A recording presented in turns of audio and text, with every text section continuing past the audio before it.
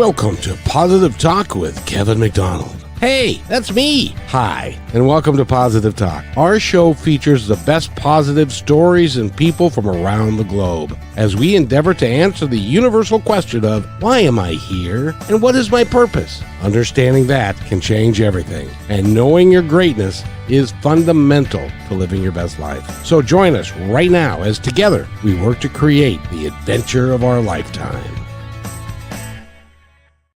And welcome everybody to Positive Talk with Kevin McDonald right here on the Brushwood Media Network and all over the place. And just type in on any browser that's friendly to you, just Positive Talk, and we will show up somewhere and stuff. And I enjoy all of these shows that we do. We've got 800 and some odd shows up, and this is going to be another good one.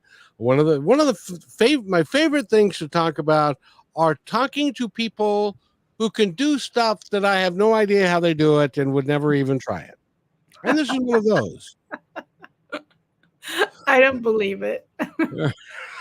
Her name is Diann Floyd Boehm, or Beam, right? Correct. Gotcha. And she's an author. She's a children's author and others. She's got 13 books out there, and she continues to put them out, and she's got a mission, and it's great to have you here, Diann. Thank you so much for showing up. Oh, thank you. And I love your show. I love the purpose of it. I think all of us need to be listening to your show and have positivity in the world. So thank you for doing it. From your mouth to God's ears. I want everybody to listen, because quite frankly, there's enough goofy stuff out there. We'll just call it goofy stuff. Of people that are trying to get clicks and listens by being disingenuous or being really loud or being really obnoxious, rather than taking care of each other and learning about things that can be of value. And that's one of the reasons why we're having you on the show today, is because you bring a lot of value. Do you know that? No, but thank you. I'd like to think so. Well, of course you do. When you're an author and you've got 13 books out there, and there's a message behind each one, your people listen, and they read the books, and kids read the books, and especially with children, it is so important that they get a good education as far as reading goes. Don't you think? Oh, absolutely. My background is education. So I taught for a long time, from preschool through 8th grade. And I'm all about having, even though there were subjects I taught, the most important thing I like to think I taught the children is to know that they are very special. And when they grow up, they're going to have a lot of positive things to share with the world. And I think giving them that feeling of hope and never being alone will guide them more than even all the facts that they had to learn for the tests. I believe that wholeheartedly. I think that, by the way, I think you'd be a phenomenal teacher. You just have that energy of bringing forth some really good attitude rather than the tude. You know what I mean? I did love teaching, and I like to think I was a fabulous teacher. The kids, depending on what grade it was, but if they walked into my classroom, I had music playing, and so that they could leave whatever was bothering them behind. And when they walked in my classroom, we were a family, and they had to think of themselves as a family. And that's just the way we approached everything. Last couple hours ago, we did a podcast about bullying, and a great deal of it had to be about school and stuff. It was startling to me that there are so many environments in the school systems, depending upon where they are, that are less than friendly and don't provide that feeling of family with the classroom and stuff. And that is hugely important in the development of our young people, don't you think? Oh, absolutely. Absolutely. And I don't think I could teach school now. Social media has really made it easy for people to be bullies. So it's very sad. But I always taught in a private school, which allowed me to speak freely about things that some people don't want their children to know about. And in a private school, you just have more freedom to speak and express and realize that you have to teach the kids to love one another and believe in the golden rule. And the other things that have to go along with all of that at this time in our history, because there are kids that know things that we don't want them to know. Their parents don't think that they know. They don't want the schools to tell them about these things, but they somehow they know because of this stupid little computer that everybody's got attached someplace. And if you don't think your kid isn't getting into some of that stuff, his friends are, or her friends are. So they're finding out all about the stuff that you're trying to prevent them from knowing about. And then one day, bad things can happen. So That's true. That's true. it would be nice if it would be nice if we could. Now I know when you were teaching and your parents of the kids, did you have a good representation of the parents coming to like parent teacher conferences and stuff? Or was it hard to get parent? Was it like dragging teeth to get parents to those? No, again, I taught in a private school, so I have a Well, that might makes be sense. different, right? So I had parents lined up and making sure they were there on time and wanting to make sure they did the best for their child. There was only a couple that I could think of that the parents were kind of hiding some things and they're like, how did you know that, right? But it turned out to be great that I knew that because we could work together to make sure that child was okay and had a happy life. Which is, the older I get, the more I recognize that having a happy life is kind of really at the end of the day all there is. Absolutely. You can't take all the things, it doesn't go with you 6 feet under, right? But It doesn't. It's that old joke that the man said, "I want all my money buried with me." that's And so when they were putting, they on his funeral day, and he had an open casket, and right before they closed the casket, his wife wrote a check and threw it in. And so therefore she gave him everything he had coming to him, but he could never cash that check. I love it. So that's it doesn't matter if you're a billionaire or you are a factory worker or whatever you're doing. It matters that you enjoy your life and that you give back to other people and help other people enjoy their life. I know I'm preaching to the choir, but that's one of the reasons why you're an author and are writing these books, isn't it? Yeah. I mean, I could talk to you all day about all of that.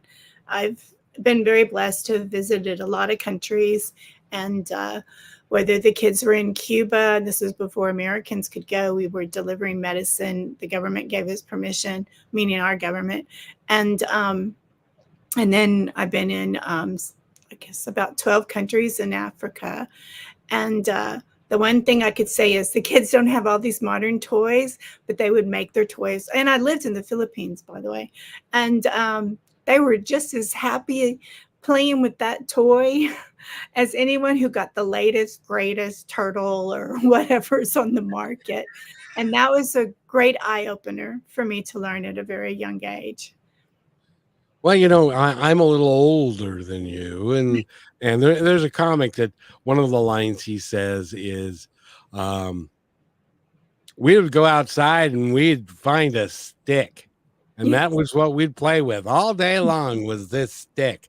Now, because we had nothing, we didn't have, but what we did have were friends and maybe a bicycle, and then we could go right around the area and stuff, and we hung out with our friends, which now they don't even do that now because they're sitting in the basement playing on their computer.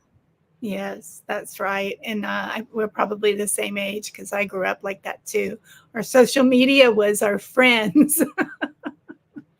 It really was, and it was all about getting out. And well, I'm so old that I remember when they used to have. They don't do it anymore because they play them all the time. But there used to be a cartoon Saturday, new shows, and it was kind of like premiere week, only Mhm, on Saturday for cartoons because mhm. they didn't play any other time.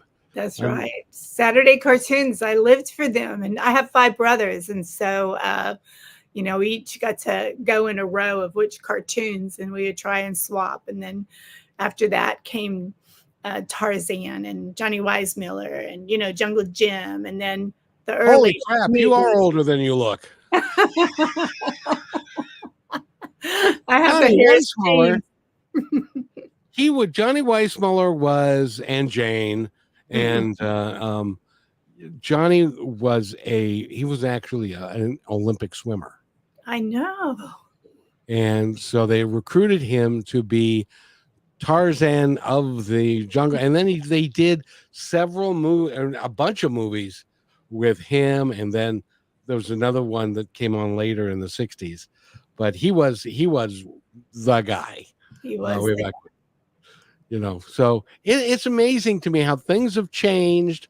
Mhm. And we don't, if you said to somebody who was a little younger, who's Johnny Weissmuller, they would have no earthly idea.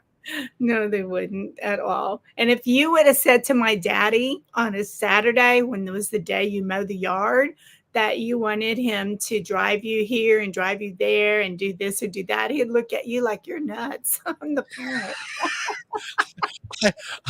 I was talking with my dear sister the other day, and it's like, so what are you doing this weekend? He's just kind of hanging around the house. She's retired and has had several surgeries and needs to rest and relax. And she said, nope, we've got this kid's got a soccer game on Friday night and a soccer game on Saturday, and then the other kid's got a hockey game on Sunday.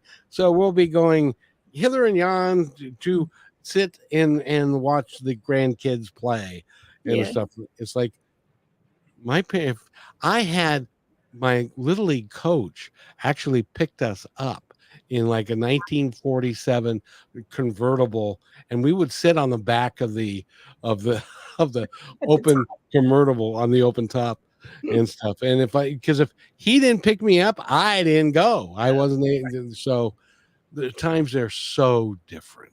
So different. So different. I remember riding to high school like that. Now I'm like, if I would have ever seen any one of my kids get on the top of that convertible, I would have chewed them out. Well, you know what's amazing to me? I went to a private school, and it was a little over a mile from my house. Yet I would walk home at 7 or 8 years old Wow. all the time. Wow. That's a long way. Yeah, it really was, but Mhm. and For and that and age, for that age. yeah, But you and were but safe. You never thought any harm would come to you. nobody ever even gave that a second thought. Yeah. That it would be a dangerous situation or that Right. kids were being taken or any of that kind of thing. Mhm. And so, it was a simpler time. And Dan, do you ever write about those times? No. Well, yes, I did. I wrote a short story. Nobody got kidnapped. But I based it on an event that happened to my oldest brother and my big brother, because all my brothers have names. Big brother, little brother, babies, and so forth. But anyway, yeah, they found some puppies in the ditch, and we ended up keeping one of the puppies and we named him King. So I took that name and that little story of how he came to be. And in the end, the puppy discovers who the real king of the world is at Christmas time. Oh, cool. Yeah. It's a Cool. really Good. sweetheart story. Well, good for you. And by the way, are you the youngest of 5? No, I'm the babe. Well, I'm in the middle, but I'm the only girl, So which meant I had you go were ahead. very well protected, weren't you? Oh, so protected. Like, I didn't really get asked out on dates in high school. And finally, a couple of years ago, before my big brother passed away, he said, Diann, I need to tell you something. I'm like, okay, what is it? And he goes, you know why you weren't asked out on dates in high school? And I'm like, because you told me I was fat and ugly. And he goes, yeah, but the truth is I told the boys if they ever even looked at you, I'd beat them up. I said, thanks, you ruined my whole high school. Well, that's one of those things that, that I'm sure that bothered him for years and years. Yeah, I'm sure it didn't, but for some reason he felt like telling me that then. It was pretty funny. We had a good laugh about it. And then one time I did go out on a date. The guy only took me out once, brought me back home because I was so boring because I watched all these Doris Day movies, and Doris Day says you don't kiss a boy until the third date. So I thought, oh, that's how it works. Okay, that's what I'll do. So he never asked me out again. But all 5 of my brothers lined up. And one of my brothers was married with children, and he drives over to the house and lines up to meet who this person is. And they all ask these questions, and I was so embarrassed. And then my baby brother goes, well, my question for you is, are you going to kiss my sister? And I'm like, oh my gosh, because you didn't talk like that, in the 70s, at least where I came, the way I grew up. Well, you grew up in Texas in the 70s, yeah? Yes. And I grew up in Seattle, and it was very much that way in the 70s. See, this is okay. You ready? Yeah, I'm ready. Go for it. I don't understand this. You're going to have to define this for me. Okay. In the 70s, I was in high school. Okay. 70 to 75. Oh, you're younger than me. Yeah. Oh. I graduated in 72. Oh, I graduated in 75. But Okay. So anyway, all right. So here we were. And see, in those days, we had really pretty well-defined roles. Mm-hmm. The boys, we were the chasers. Correct. We were going to ask you out, and we were going to chase you down the hallway, and we were going to try and do everything that we can to, play baseball and to go, you know what I mean by that. And you go to step 1, step 2, and the girl's job was to say no. Correct. Your job was to keep us at bay so that we would learn restraint. Uh-huh. And also a good how to be a good guy. Right. And now I'm told, I don't know this for a fact, but I'm told everything's changed. Oh yeah, it's just the opposite. The girls are now chasing guys. Exactly. And I keep telling my son, I asked my son, who's a very good looking young man. He apparently takes after his mom. And I said, you're a very good looking young man. And I said, how many times have you been turned down by a girl that you asked out for a date? And he says, never, because I've never asked a girl out. I knew you were going to say that. I said, you what? And he said, I've never had to ask her. They all ask me. It's like, oh, good heavens, what's wrong with America? I wish I were young now. You probably remember Sadie Hawkins Day. Oh, sure. And that was so exciting because that was the day that was proper for a girl to ask a guy out. So exactly. But then even so, girls were very demure. Yes, and very exactly. reserved. And they turned me down. Well, what can I say? They knew I had 5 brothers. They weren't about to go out. That was the older brother thing, And it isn't amazing. So you and I are contemporaries. Yeah. So you must have been born in what, 56? 54. Oh, 54. Oh my goodness. I know. And chicken. But you remember the times how they were then. Yes. And the 60s and growing up through that. I mean, it was completely different, even though there were we had the Vietnam War and we had the um, war protests, and we had the problems in '68 and stuff, and make love not war, and the flower power, Mm. and all of that. It was different. It It was very didn't feel so angry. Is it right. me, or is it just we are more Yeah. angry? Yeah. Yeah. My daddy, I remember him saying, the first time somebody asked him if he wanted to put a sign out for running for president, and I remember my daddy, because that was unusual then. Those were just starting to happen. And I remember my dad saying no thank you and closing the door, and overhearing him telling mom, putting those signs out is going to just ruin neighborhoods because people are going to start fighting. Whoever you believe in, it should be a private conversation unless you really know that person thinks like you do. So, Oh, that is so true, and it is amazing to me now. yeah. Families are breaking up. They're Yes. not talking to each other. Friends that have been friends for years Yes. aren't friends anymore, and it's all because of people that we don't even know whether or not they're telling us the truth or it is what they believe or not. You hit the nail on the head, that's for sure.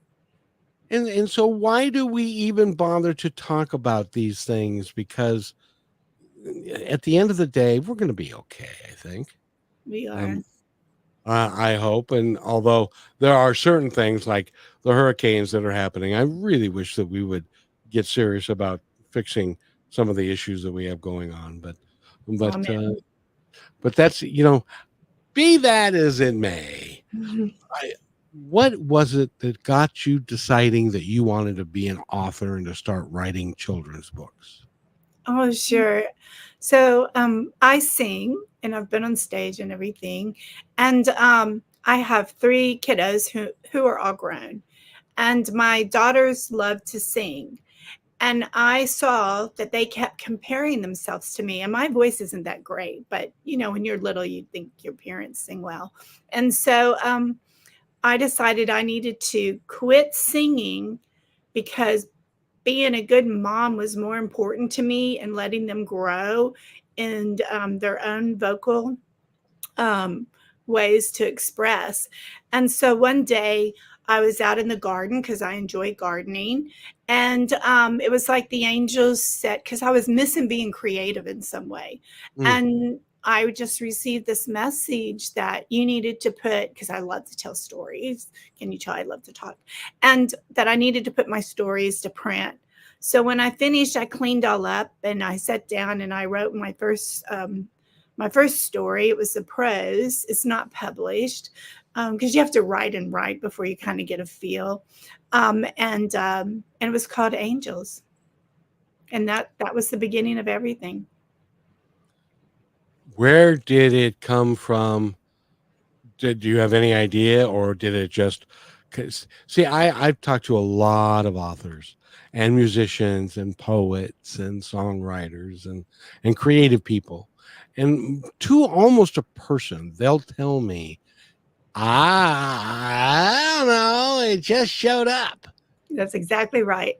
Mine come in the middle of the night and I have to get up because I'll have this argument. Okay, I'll remember it. No, you won't. Get up. I will remember it. No, you won't. And then it just pesters me and pesters me.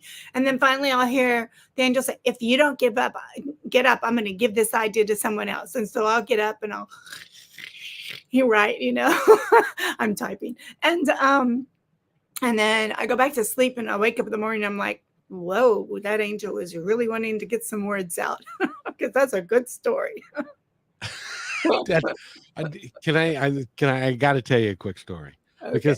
because I want people to understand that while it is special, what happens to you and the way that it happens to you, it's not unique because Yeah, it happens to that's a right. lot of different people. And there's a gal, she's been on my show. Her name is Sonia, and she's a orthodontist by trade. Mhm. And so she works her normal job 9 to 5 and as an orthodontist and one day and she'd been thinking for a long time about writing about something, but it wasn't clear to her and stuff.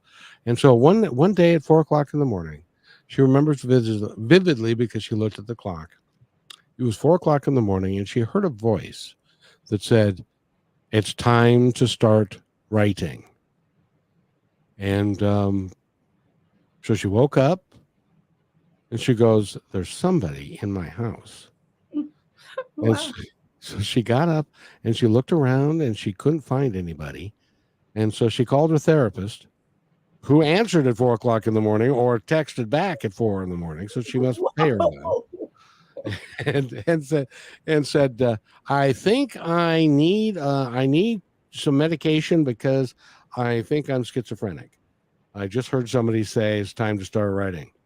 And the therapist gave her the answer, well, did you? And so the gal said, "Oh no, well, okay." So she grabbed a journal and a candle and a pen. She sat down and started writing. And she wrote at this point for about 45 minutes until 5 o'clock a.m. And it stopped.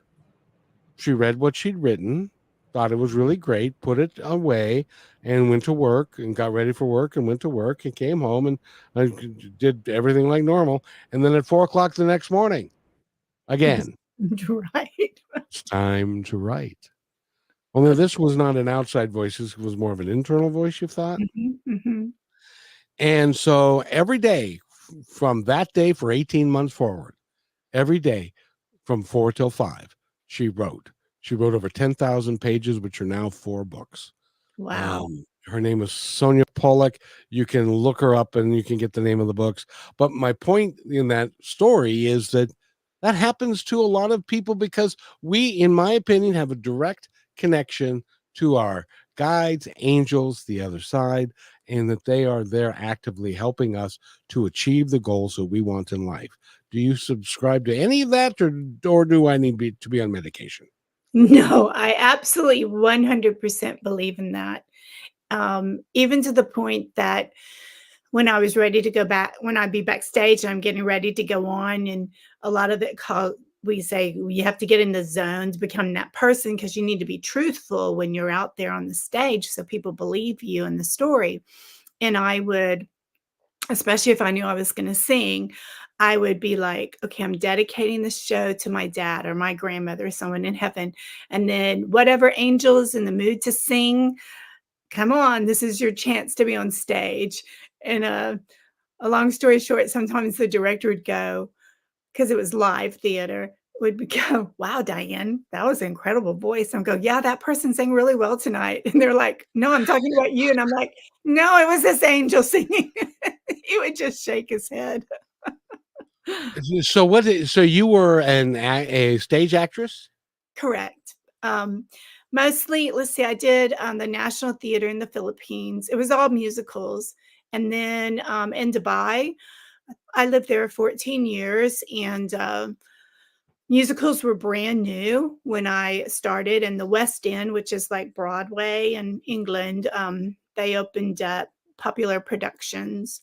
And so I was very blessed to be in the chorus and get some small little minor parts because my accent was very different than British people. Yeah. Somehow that little Texas twang would come out, and it didn't quite mesh with that beautiful British accent.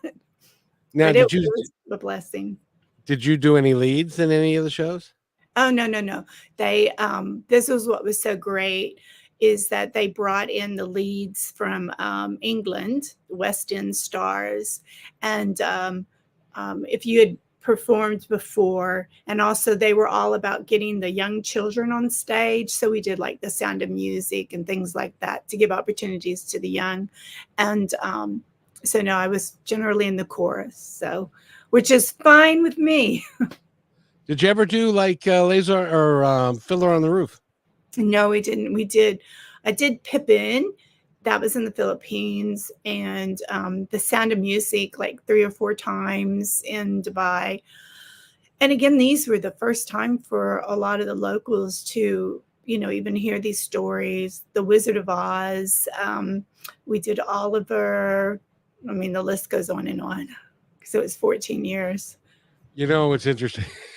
is that is that when you have been around as long as you and I have, and you can tell a show by like one sentence. Yes. It's like my and I've used this before, and people say, I don't get it. What do you? Because I'll say, please, sir, may I have some more? Oliver. And that's of course is Oliver, and but and that and I saw that in the theater, in the movie theater, Right. when it came out in the early '60s, and but it's amazing how people, all of these shows, all of this creativity, all the things that have gone on before are not necessarily revered today like they once were. Does that make sense? No, absolutely. That's probably why my husband and I watch Turner Classic. Exactly. It's like just yesterday I was talking to somebody about The Music Man, and he made a reference to that show, The Music Man, and I was sorry because I hadn't seen it, but now I want to see The Music Man, which was again 50, 60 years ago. Yeah, it's a great musical. It's absolutely great. But I also want to say there is an author named Harry Pilato, and he is phenomenal. He writes books and actually has a show now all about the classic television shows. And like he just put out one about Bewitched. I don't know if you remember Bewitched or not. And I don't know a thing about Bewitched except for Dick York. Elizabeth Montgomery. Oh, you're teasing me, right? You're teasing me. Yeah. Right? Okay, good. I mean, Elizabeth Montgomery and Dick York, who then Dick York left and Dick Sargent took over, right. and Gladys. My sister named her dog Gladys because the dog was very curious about what the neighbors were doing, just like Gladys Kravitz. Yes, I always say, and my kids all now say it, and people are like, "What?" And I'm like, "Oh my gosh, that person is so Mrs. Kravitz." And they're like, "Huh? I don't know." But now but because YouTube is so fantastic, you can watch all these shows. So every night for about a month now, before we go to sleep, we watch My Three Sons because it's just so wonderful. But I'm introducing my grandson to Timmy and Lassie and Rin Tin Tin, and my kids are like, "Oh my gosh!" Rin Tin Tin, my favorite, one of my favorite, beautiful golden or German Shepherd, and it was great. I would love to on Positive Talk one of these days do a live show and then do a trivia quiz, and if people answer the question, they get a prize, because there's so many really cool movies from the 60s and even the 50s, like Car 54, Where Are You, from the 50s. Where are you? And do you remember the one that was Car 54, let's see. Oh, My Mother the Car? Oh, I barely remember it, but I know the title. But I'm going to go on YouTube and see if I can find it. Yeah, My Mother the Car and F Troop and Gilligan's Island and That Girl. Classics. Yeah. There's so many great, and there, even in the 70s, there were some really, really good ones. I don't know that they're as good today as they were then. No, because everybody has to show everything, and I don't think it's necessary. Like, how can you not love I Love Lucy? It's just so hysterically funny. I know people are showing everything. What show was that? I missed that one. Yeah, but I do love Raymond. I mean, I have one daughter, and she is, I think, memorized every word to every single episode. Raymond is hysterical. Yep. Yeah. Well, and Friends was a great one as well, and Seinfeld, and I mean, there have been some great television. You know what's really sad? What? Is that, and I was just thinking about this. There are too many channels now. Oh, I think you're right. You too many choices, especially with live stream. So so you can't. It takes a little while for you to fall in love with a show, Right. and to kind of get into the flavor of it and what they're doing. Hill Street Blues for me was a show like that. That was a good show. Hill Street Blues. Very, very good. And remember, be careful out there. That's like, and there's a on live streaming Netflix. There's Kim's Convenience, and it's not a Kim Kardashian thing, is it? No. It's about a Korean family, and it's hysterical. Kim Convenience, and the dad goes, "Stop!" Anyway, it's just you have to see it. It's just really funny. Well, and it's really is cool, and so you've taken a lot of the writing and you've put it into these books, and there are A Song of Peace, A Time to Fly, Boomers the Curious, Bunny, Charlie and the Tire Swing, Harry that's a good one, Harry the Camel, Oh, yeah. Rise, A Girl's Struggle for More, Ruby Takes Chicago, and the Moonlight series. I think that's Moonlight, isn't it? Yeah, Moonlings. Moonlings. Yeah, the Moonlings. But I'm going to have 2 new books coming out. Oh, wait a minute! You said that you had an announcement to make. So hold on. Okay.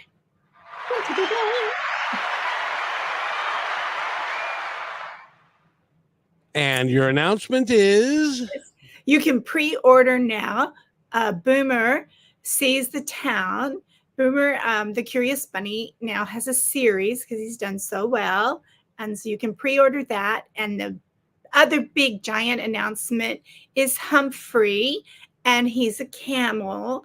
And he does something very special that no other camel has ever done. And we hope to have it out in November. Okay, let me guess. Well, I can't guess. I have no idea because I don't know what a camel can do now, let alone what a camel could do later. You know what I mean? Yeah. Well, I'll tell you something that's truthful. In Dubai, they have camel beauty shows. And whichever camel wins the beauty show, like the longest eyelashes, great jawbone structure, they win over $1 million. Really? Yeah. I can't believe that anybody would vote for any part of a camel being good looking. They do. Camels are very, very important to the Middle East and their culture. I imagine. I imagine that they are, because they're talking about, camels are, well, I mean, let's face it, that's how they got around for thousands of years. That's exactly right. And camels produce milk. They can weather the storm. And like you said, they can get through the desert for a long time without water until they can get it to another oasis.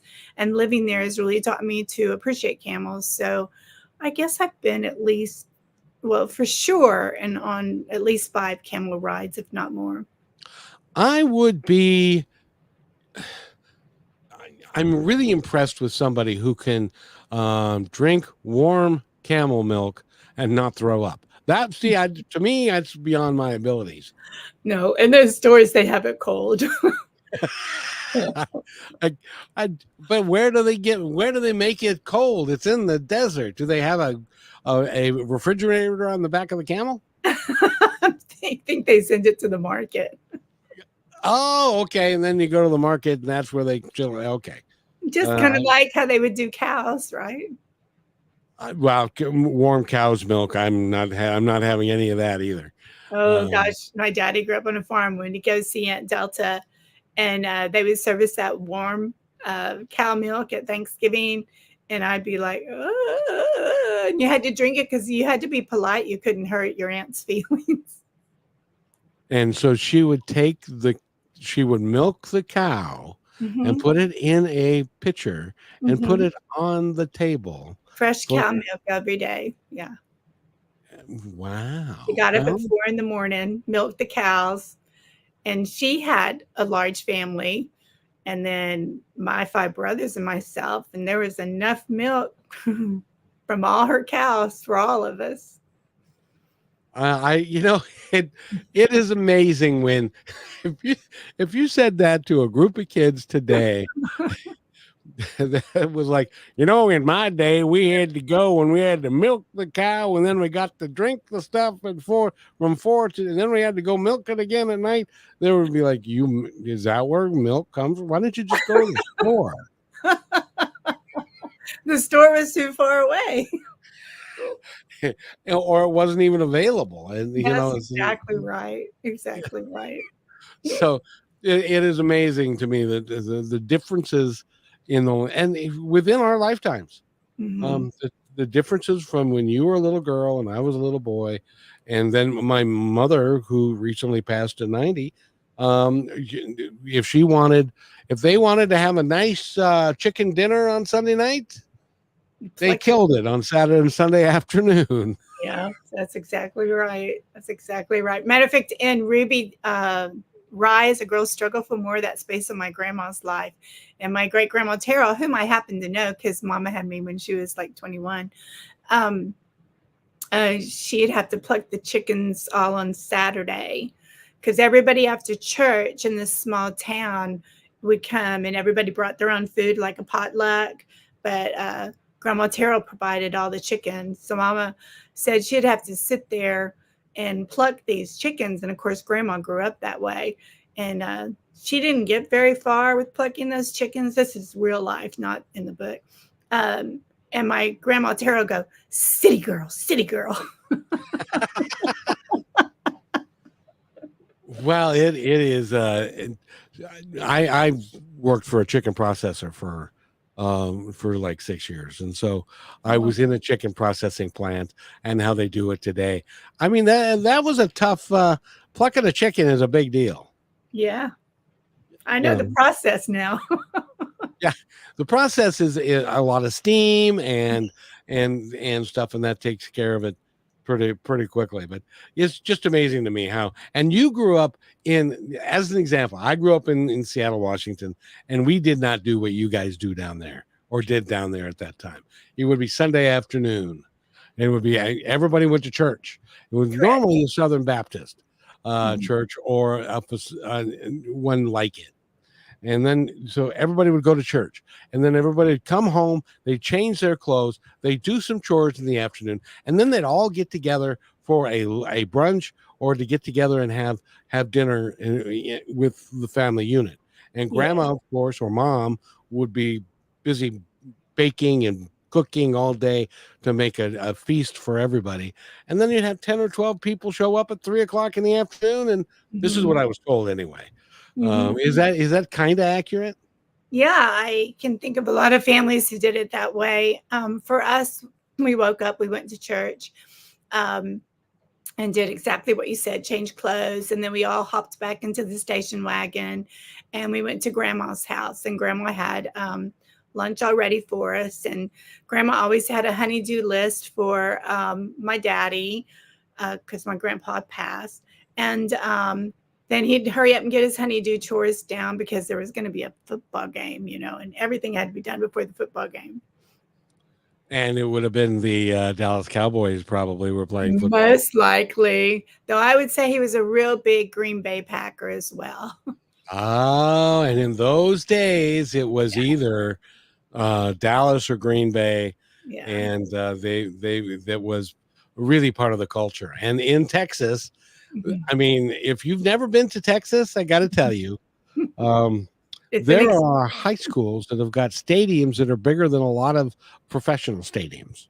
Yeah, where I live, that's exactly right. They had one of the first big, what do they call those, triathlons or something? It's like what they have in college. It's just, when the scoreboard comes out, these great big giant ones, and the kids are on the TV or the scoreboard running out. It's, and that stadium probably sits a couple of thousand people.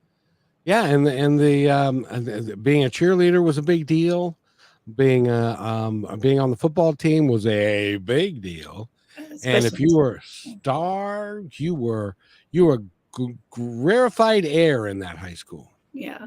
And of course, it is just like the TV show and the movie Friday Night Lights. We all go on Friday to watch the locals, even if you don't have kids in school anymore. That's the big thing to go. But I'll tell you one more quick story. So my oldest brother, Chris, he was a lot older than me. Girls went steady back then and wore the guys' rings. And my brother was a big football. He was like the top linebacker or something. And I just remember looking up to him, and the girls flocked to him. He went steady with 5 girls at one time. They were all the head cheerleaders from the different schools. I'm not sure that's allowed, is it? Yeah.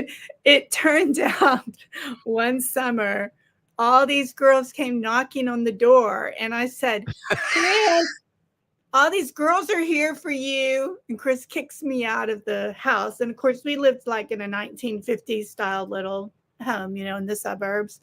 So I had big ears.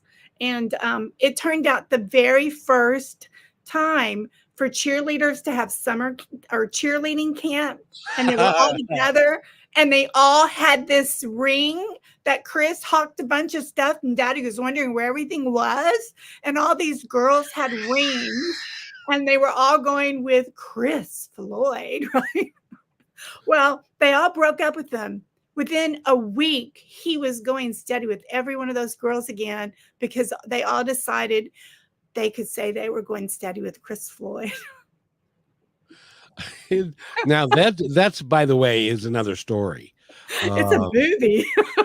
Yeah, that would be a great comedy type movie, because that poor guy, he thought he was getting away with murder, and it turns out that he almost got murdered. That's exactly right. Exactly right. It was pretty funny. Well, and back then they had party lines, the phones. Do you remember that? Oh yes. Oh yes. And sometimes Chris would be speaking on the phone, and all of a sudden another girl would be popping in, and that's a story all by itself. Now, for those of you who have no idea what we're talking about, there was a time when there was no portable phones, and there was a phone that was either on the wall or sitting on the desk. Mm-hmm. There were no recording message devices or anything like that, and your phone might be hooked up to 2 or 3 different neighbors. Yes, exactly. And so those phone lines would go to the same place, but in order so when you picked up the line and you got a dial tone, then you could call somebody. But oftentimes you'd pick up the phone and it would be somebody else. And so what you would supposed to do is you're supposed to say, "Oh, I'm sorry. Let me know when you're done." Hang up. Exactly. But if you did it quietly enough so that nobody could hear the click and the background noise, you could get some of the coolest neighbor stuff in the world off of them. That is exactly right. And you could use that for fun and games later on. Yeah. Especially at dinner. You wouldn't believe what the Johnsons are doing over there at night, and and stuff. So times are just so different then. So different. So different. But they're fun to reminisce about, because things like that, and things like even when you had your own line, you still only had one line going into the house. Yes. And so I would want to talk to my girlfriend for hours, and somebody would pick up the phone. "Get off the phone!" Click. You remember your dad doing that? Days. Absolutely. "Okay, that's enough. Get off the phone. You've had it for an hour. Stop it." Click. Right. Or you're trying to have a conversation and someone else is making all this noise, and you're like, put the phone down to your chest and go, "Shut up." Oh, exactly. By the way, I've really enjoyed it. By the way, hold on. Diann Floyd Boehm has been our guest, and we need your website is DiannFloydBoehm.com. Boehm. I knew that. That's all right. I'm used to that. I figured you might be. I uh, actually thought I wasn't going to date this guy because I couldn't pronounce his name. Beam, bomb, boom, blah. Who ever heard of that? You know? And then he turned out to be such a nice person. I was like, I can get over that name. You're a great guy. I ended up marrying him. 49 years later, we're still together. Or 45, sorry. Congratulations. Yeah.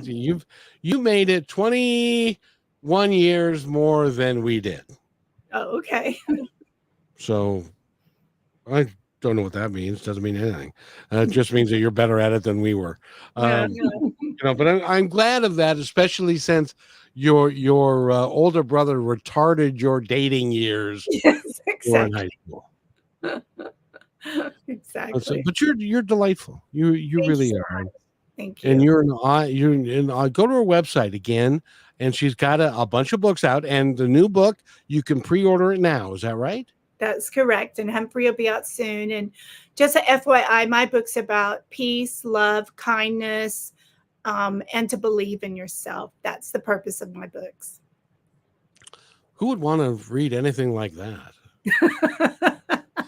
You mean go to sleep happy? Yeah, go to sleep happy and well informed and feel good about life and other people. It's like it's the same thing. Who would want to listen? I got to tell you, Diann, I've been told this. Who wants to listen to some positive podcast? Nobody wants that. We want to argue, and I want to get my opinion across, and then we'll have a counterpoint, and then we'll have a fist fight afterwards, and it's like, no, I don't think that a lot of people want to do that anymore because it's counterproductive. It doesn't do anything positive for anybody. Absolutely. And that's why I love your show, and thank you so much for having me, because I want to be positive. I want people to remember me for helping bring happiness and smiles and love. I can't think of a better legacy to leave, quite frankly. Thank you. It's like the gospel according to John Lennon. Have you ever heard of what that is? Well, no, you can tell me. I know the song Imagine. All you need is love. All you need is love. Of course, yes. I should know that. and love. That's it. And you can take care of each other. That's really what this is all. When you boil it all down to its lowest common denominator, we all need to be kind to each other and take care of each other, because as I say in the end of the show, each other's all we got. And it's important. It's important because if you spend your life finding people to hate or finding people to disagree with, you not only are just going to become a disagreeable cuss, but you're also not you're leaving a legacy that, you trust me, you won't want when people look back at you and go, remember him? Oh, he was an ornery cuss. Yeah. To be remembered like that. No. I love the way that you put that, and that your story is so important, and people need to go to your website, which is again DiannFloydBoehm.com. And a little slower. Oh, sorry. Diann without an E, Diann, Floyd, Floyd, Boehm, BOEHM.com. And you can sign up for my newsletter and never miss a beat. Perfect. Do you know that there are people in the world, and you are one of them, that when you were acting, or when you were doing what you were doing, or you were teaching, and you were, at the end of the day, tell me if this is true for you. It was true for me. Whether it was being a host at Denny's, or being a waiter, or being a bartender, or being a district sales manager or a national sales manager, at the end of the day, if I could say I was kind to somebody and I had a really good day, that's what it was all about for me. And I'm someone of service. I think you're someone of service as well. That's my motto every night. I give thanks for being able to be alive and have my eyes open and try to think of something kind that I did that day and hope and pray that tomorrow I can be used to spread kindness once more. And, if you ever want to do it in a real meaningful way, drive a bus. I don't know. I wouldn't be good at that. We would have a wreck. I drove a bus for 12 years and I became known as a friendly bus driver because Aw. I really felt the need to. There were people, Diann, there were people that I met and smiled at Mhm. who nobody else had talked to that day or for the last couple of days. You And made that made their life change them for the better and changed me for the better. Can't think of Mhm. a better thing. That is so beautiful. Look, we're all born with a beautiful heart, and we have the light inside us, and we make the choice if we want our heart to grow in the light and spread happiness. And we all make mistakes. Oh my stars, I've made so many mistakes throughout my life. But you get in those forks in the road and then you go, okay, I need to get back to that other side, right? That's just part of the journey of a human being. But whatever we can do, and the older we get, we learn that our if we can look back that day and we know that we made someone smile, or we shared, a piece of bread or something for someone, or sent clothing to the people in need, and water to the people in need in the hurricanes here in America, then we can go to bed knowing that we've made our heart shine. Does that make sense? Yep. Because at the end of the day, at the end of, as my sister says, when you reach the expiration at the bottom of your foot, when it's that day and it's time for you to go, you can look back at your life's body of work and say, I did okay. Yeah, I like that. Because Good for that's your all you can do. Yeah. Sounds like she's gonna have a lovely mansion in the sky one day. I hope so, because she can't see the expiration date on the bottom of her foot. So, Oh, good. and neither can I. So, Ni Diann, thank you so much for being here. Thank you for having me. I look forward to seeing you again. Yes, I was a, well, you're going to be back. So, thank you again, my friend, and everybody have a great day. All right. So You we'll too. see you next time. Bye, everybody. Thanks for listening to this episode of Positive Talk with Kevin McDonald. Our purpose is to provide everyone with a positive, entertaining, and educational experience. I would love your feedback and comments about the show, including possible topics and great guest suggestions. Please email me at kevin@kmmedia.pro. And remember, be kind to one another because each other's all we've got. That's Kevin